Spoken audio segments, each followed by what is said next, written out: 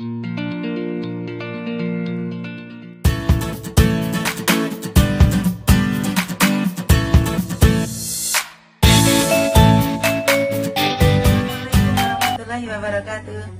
Alhamdulillahirrabbilalamin, segala puji milik Allah yang pada kesempatan hari ini kita bisa bertemu kembali dengan Ibu Guru untuk belajar bersama-sama tentang IPS KD 3.4 mengenai proklamasi dan usaha mempertahankan kemerdekaan. Nah, sebagai wujud rasa syukur kita kepada Allah Subhanahu wa Ta'ala yang telah memberikan karunia kemerdekaan, maka wajib bagi kita untuk bersyukur dan belajar tentang sejarah sehingga kita akan bisa lebih mencintai negeri kita. Namun sebelumnya mari kita berdoa sebelum belajar. Rabbi zidni ilma warzuqni fahma. Anak-anak, hari ini nanti kita akan bersama-sama belajar mengenai lini masa. Apa itu lini masa? Urutan peristiwa mengenai sebelum proklamasi hingga peristiwa-peristiwa mempertahankan kemerdekaan. Nah, di situ nanti akan Guru sajikan beberapa video yang anak-anak mudah-mudahan bisa bermanfaat untuk belajar lebih mencintai negeri kita karena kita suka akan belajar sejarah. Selamat belajar.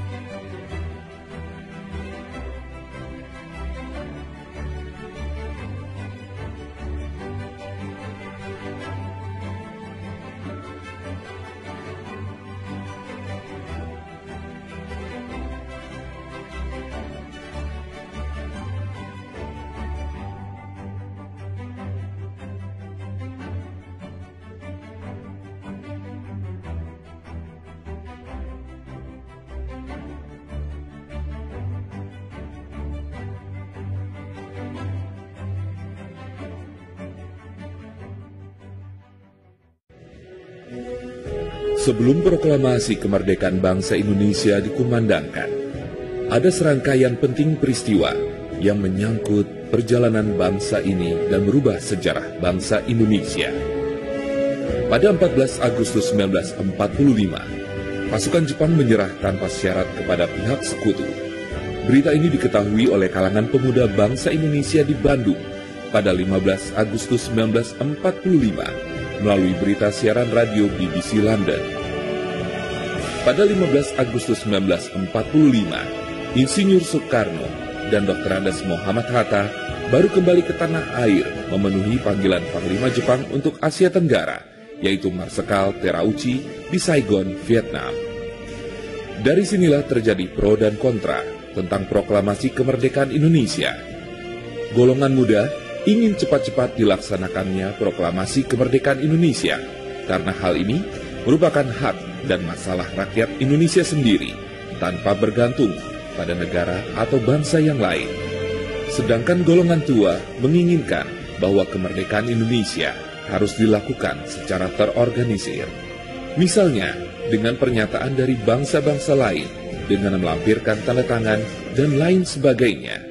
Perbedaan pendapat ini membuat para golongan muda melakukan penculikan yang dilakukan oleh sejumlah pemuda yang dikomandoi oleh Sukarni, Wikana, dan Hairul Saleh dari perkumpulan Menteng 31 untuk membawa Soekarno-Hatta yang termasuk golongan tua pada saat itu menuju ke Rengas Dengklok, tempat yang jauh dari jalan raya utama Jakarta Cirebon pada tanggal 16 Agustus 1945. Hal ini dilakukan agar mereka jauh dari pengaruh pemerintah pendudukan Jepang. Saat itu, di Jakarta terjadi pula perundingan yang sangat sengit antara Ahmad Subarjo yang mewakili golongan tua dengan Wikana yang mewakili golongan muda. Dan akhirnya tercapai kesepakatan bahwa kemerdekaan Indonesia, proklamasi kemerdekaan Indonesia harus dilaksanakan di Jakarta. Akhirnya, Soekarno dan Hatta dijemput di Rengas Dengklok untuk menuju rumah Laksamada Tadashi Maeda yang berada di daerah Menteng. Naskah proklamasi akhirnya dirumuskan oleh Insinyur Soekarno, Dr. Andes Muhammad Hatta, dan Ahmad Subarjo. Banyak pertimbangan sebelum tercapainya kata sepakat mengenai kepastian isi dan redaksional dari naskah teks proklamasi. Setelah disepakati, selanjutnya Sayuti Melik yang mengetik sesuai dengan naskah yang telah mengalami berbagai perubahan yang akhirnya disepakati tersebut. Penyusunan teks berlangsung hingga dini hari pada tanggal 17 Agustus 1945.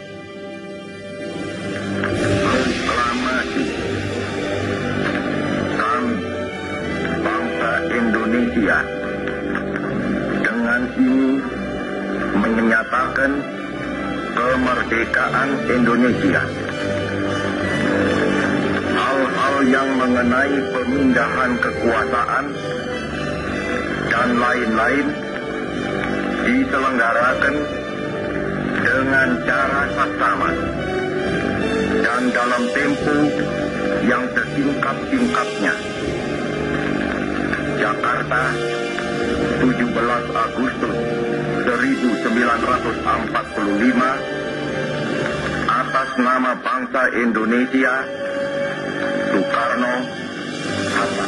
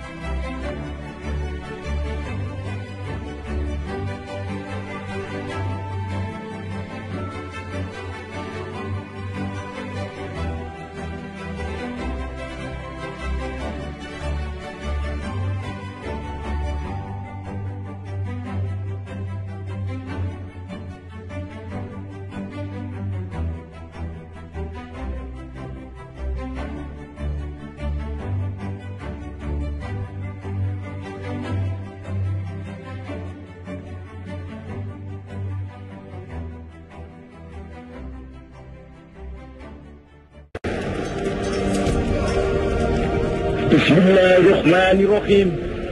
Merdeka!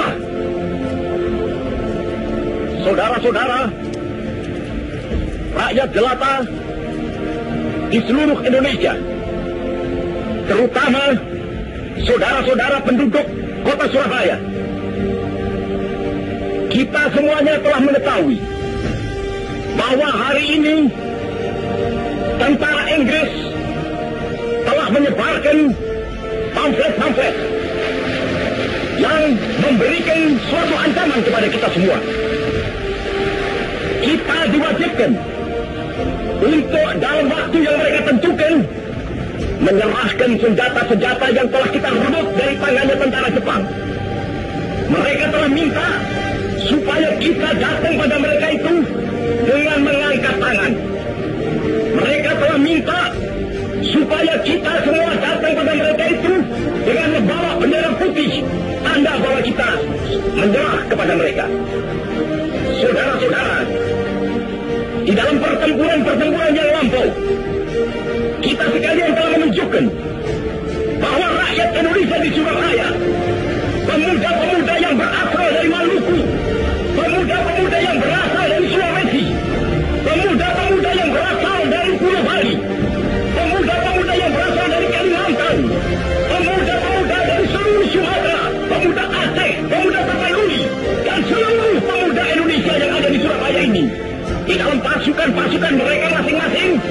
dengan pasukan-pasukan rakyat yang dibentuk di kampung-kampung telah menunjukkan satu pertahanan yang tidak bisa dijebol, telah menunjukkan satu kekuatan sehingga mereka itu terjepit di mana-mana. Hanya karena taktik yang licik daripada mereka itu, saudara-saudara, dengan mendatangkan presiden dan pemimpin-pemimpin lainnya ke Surabaya ini, maka kita tunduk untuk memberhentikan pertempuran. Tetapi pada masa itu mereka telah memperkuat diri, dan setelah kuat, sekarang inilah keadaannya. Saudara-saudara, kita semuanya, kita bangsa Indonesia yang ada di Surabaya ini akan menerima tantangan tentara Inggris itu. Dan kalau pimpinan tentara Inggris yang ada di Surabaya ingin mendengarkan jawaban rakyat Indonesia, ingin mendengarkan jawaban seluruh pemuda Indonesia yang ada di Surabaya ini, dengarkanlah ini tentara Inggris.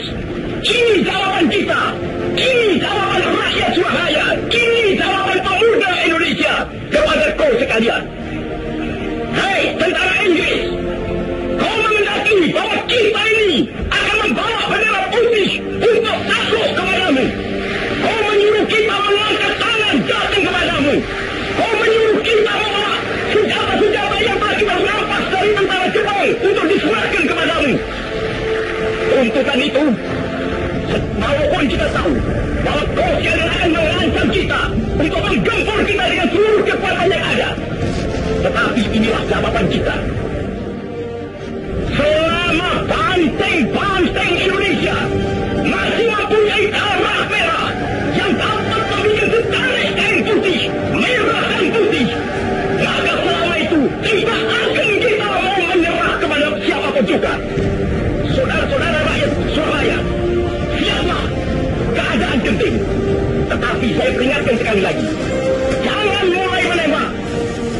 Baru kalau kita ditembak, maka kita akan kasih menyerang mereka itu. Kita tunjukkan bahwa kita ini adalah benar-benar orang yang ingin merdeka. Dan untuk kita, saudara-saudara, lebih baik kita hancur daripada tidak merdeka.